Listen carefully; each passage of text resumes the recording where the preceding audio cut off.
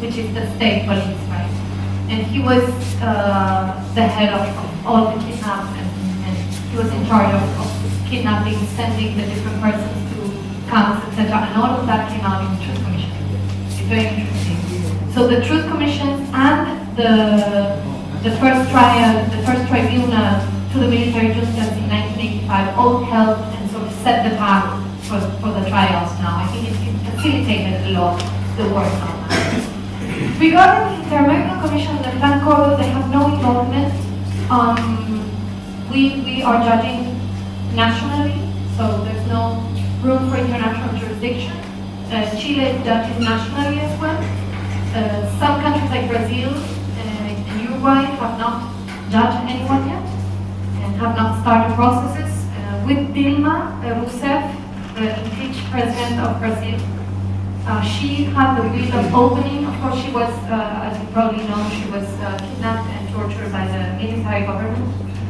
She's a survivor of the dictatorship, of Brazilian dictatorship, and she was willing, she set up commissions of investigation, and I think it was on the right way of researching and maybe opening the judiciary for the trials. Unfortunately, she was impeached, and now the government has no political support at all to do any trials, unfortunately. But there's no room for the Inter-American Commission. Have the religious leaders are feeling.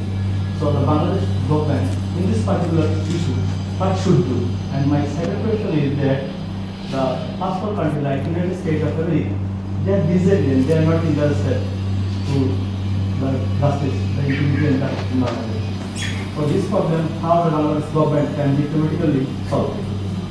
I like your opinion. Okay, regarding, I think I understood the part of the U.S. You mentioned the U.S. The role of U.S. The role of U.S. and the Pakistan and Turkey. Pakistan and Turkey. Turkey. Okay.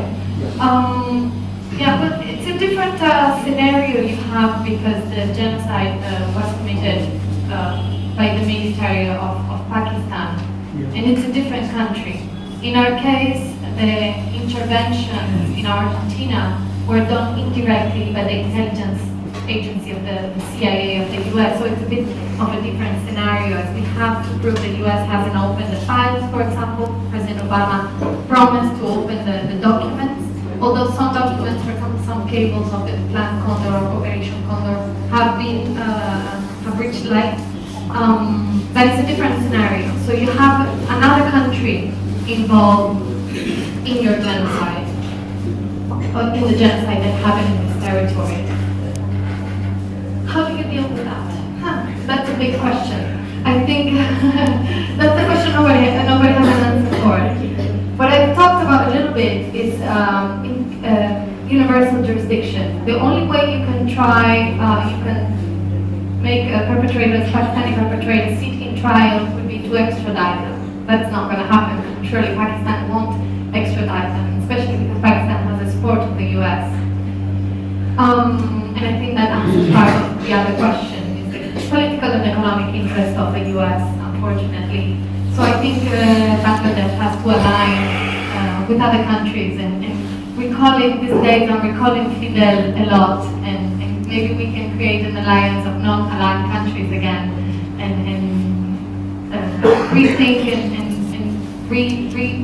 rediscover his ideas of integration and international solidarity. But unfortunately, yes, the option would have been universal jurisdiction, for example. If a perpetrator of Pakistan is going to the UK, he could open a trial there. But of course, then the UK has to have the political desire to have a trial against the Pakistani perpetrator. And again, we have political issues behind. With this, I'm not saying that it will never happen. It could, if the political puzzle goes in favor of that, and hopefully maybe in the future it will happen. But it is a difficult situation Bangladesh faces, as there is a second or a foreign nation involved in the genocide. So it's a complex scenario. So it is absolutely different from ours, and it's absolutely different from all scenarios in Latin America. Because even in El Salvador, for example, and in Guatemala, where the dictatorships were imposed by the US, there were US militias